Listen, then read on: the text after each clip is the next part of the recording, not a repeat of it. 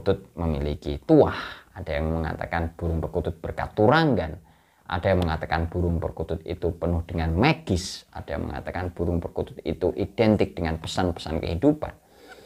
Manggungnya juga bermakna. Nah, dari sini maka dapat dikatakan bahwa orang memelihara burung perkutut itu karena ketertarikan yang berkaitan dengan nuansa-nuansa budaya, nuansa-nuansa adat istiadat, heritage, dan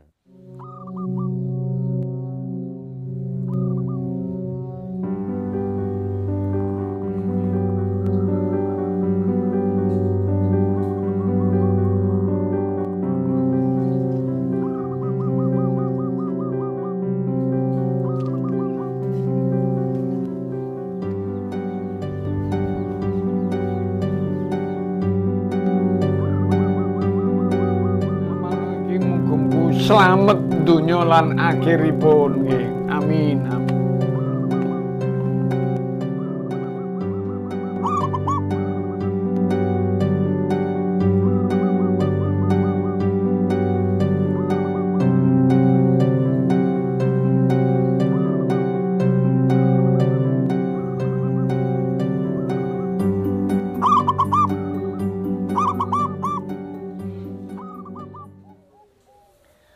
Assalamualaikum warahmatullahi wabarakatuh. Selamat sore Parandoro dimanapun Anda berada. Salam Rahayu Sagung Dumadi.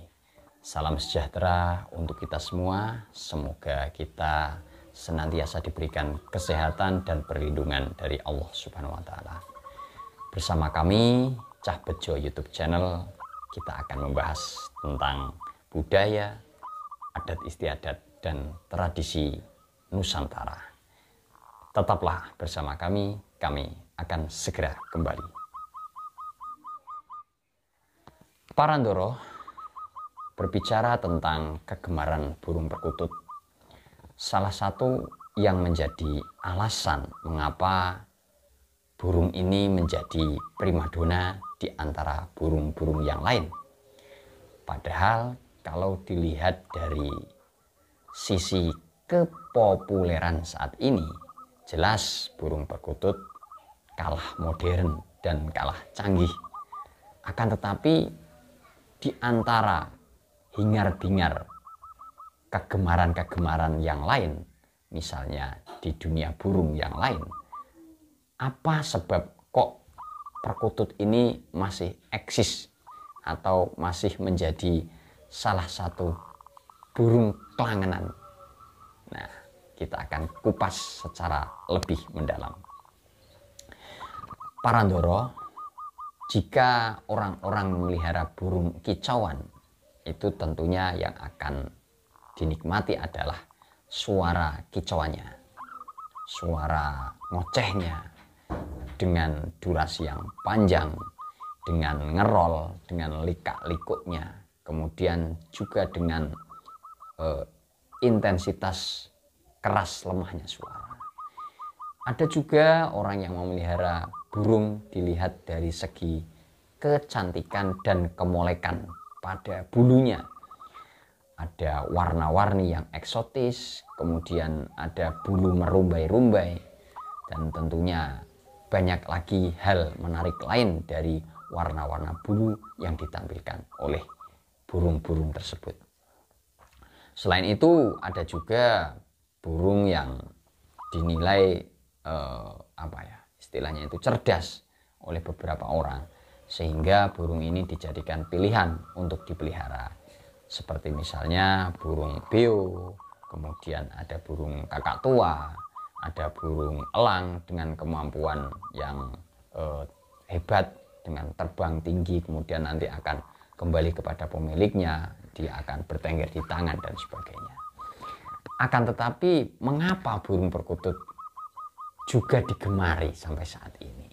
Nah, beberapa hal yang menjadi alasan atau landasan orang kok menyukai burung perkutut sampai saat ini, ya adalah justru karena tingkat klasiknya itu. Jadi burung perkutut itu kalau ibarat sepeda motor atau mobil adalah mobil atau motor antik. Karena keantikannya tentu dia akan memiliki keunikan dan sudut pandang yang berbeda. Karena posisi burung perkutut itu sudah sejak lama dari zaman dulu itu dipelihara. Dari generasi-generasi sebelum kita tentunya. Nah, beberapa hal lain yang melandasi bagaimana peminat dan ketertarikan orang-orang memelihara burung perkutut itu diantaranya adalah bahwa burung ini memiliki berbagai filosofi.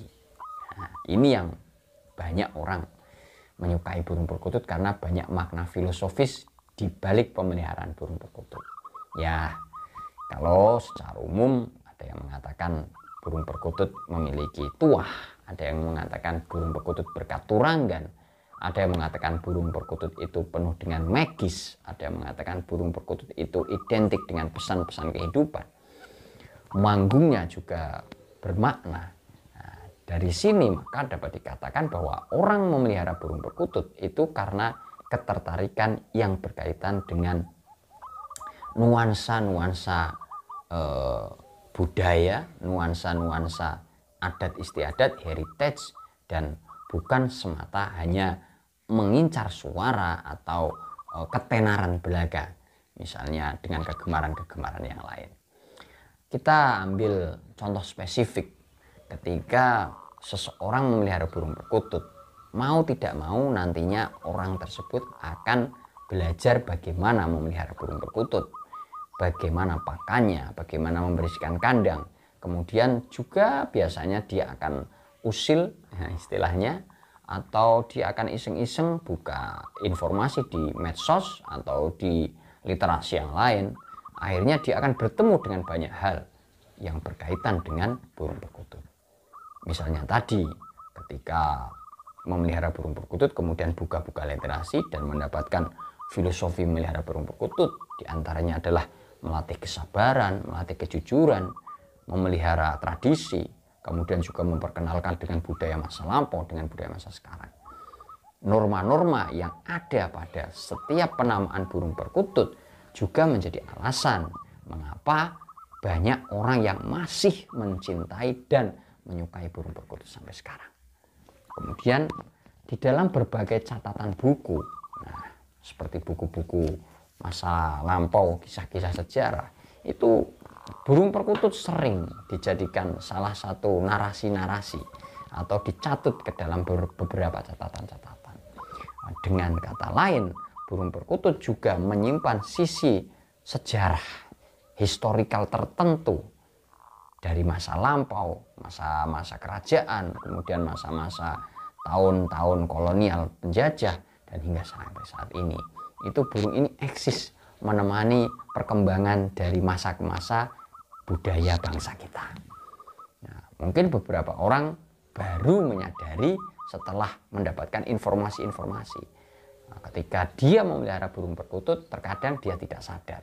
Tapi lama-kelamaan, biasanya seiring berjalannya waktu, burung perkutut ini sangat memberikan peran terhadap sisi emosional, sisi psikologis pemiliknya. Nah, ini yang paling penting. Biasanya ini rahasia Parantoro, dan ini masih menjadi hal yang sangat jarang dibahas orang, bahwa ketika orang itu memelihara burung perkutut, biasanya orang tersebut akan mulai merasa lemah lembut, lembah manah, bersikap seperti manggungnya burung perkutut yang penuh dengan kelembutan. Ini banyak terjadi di antara para pemilik burung perkutut yang bertukar pendapat dengan kami. Memang apalagi kalau pergi ke pasar burung, bertemu dengan banyak komunitas orang. Di sana kita bisa bertemu dengan tokoh-tokoh tua, orang-orang sepuh masa lampau. Itu mereka bercerita tentang berbagai kisah yang banyak sekali. Jadi kalau kita memang ingin lebih paham dan tahu tentang pembelajaran pada burung perkutut itu, maka seyogyanya kita sering-sering berdialog atau berdiskusi dengan orang-orang tua, dengan orang-orang sepuh yang menggemari burung perkutut. Lalu apakah kita sebagai generasi muda salah?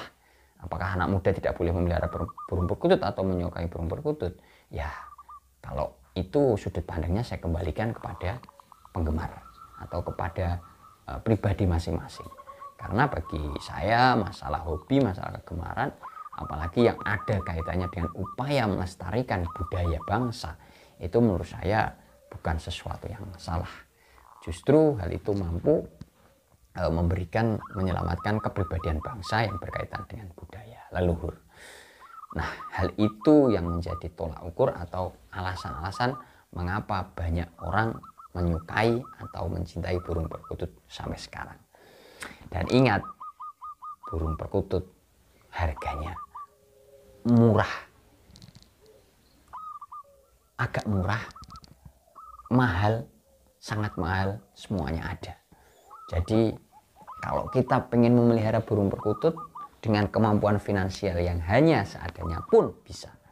Berbeda dengan burung X yang harganya tentu masih piyeknya saja, itu ada yang sudah ratusan ribu atau bahkan jutaan.